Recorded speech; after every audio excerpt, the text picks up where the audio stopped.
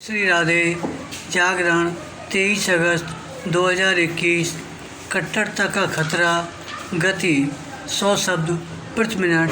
कुल शब्द 435। प्रारंभ करें।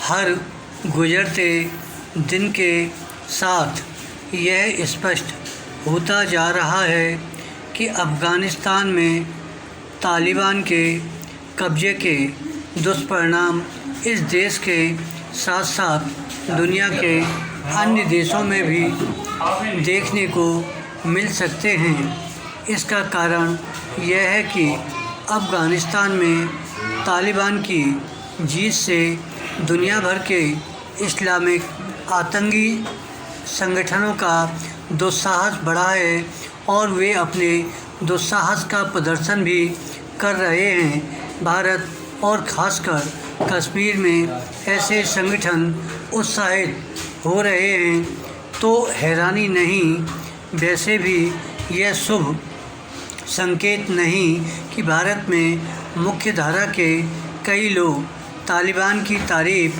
करने में लगे हुए हैं।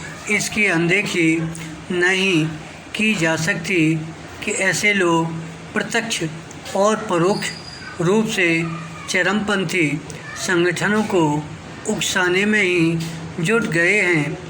पिछले दिनों ही महबूबा मुफ्ती ने कश्मीर की तुलना अफ़गानिस्तान से कर दी।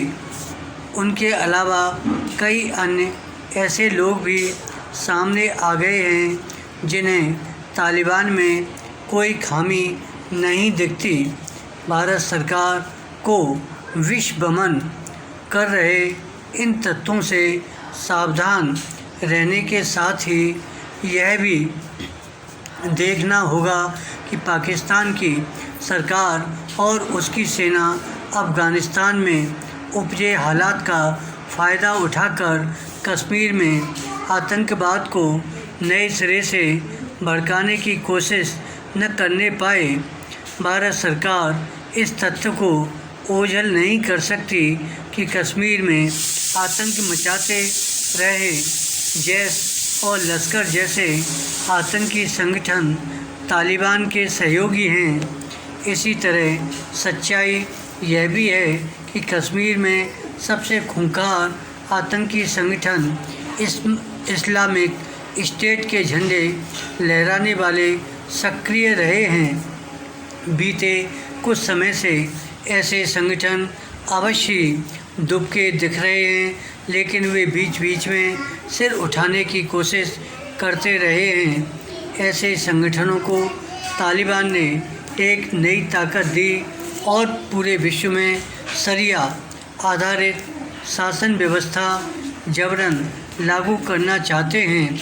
यदि विश्व समुदाय यह नहीं चाहता कि चरमपंथी इस्लामिक संगठनों का दुस्साहस बढ़े तो उसे उनके खिलाफ सख्ती के साथ पेश आने के साथ साथ तालिबान के प्रति भी कठोर रवैया अपनाना होगा।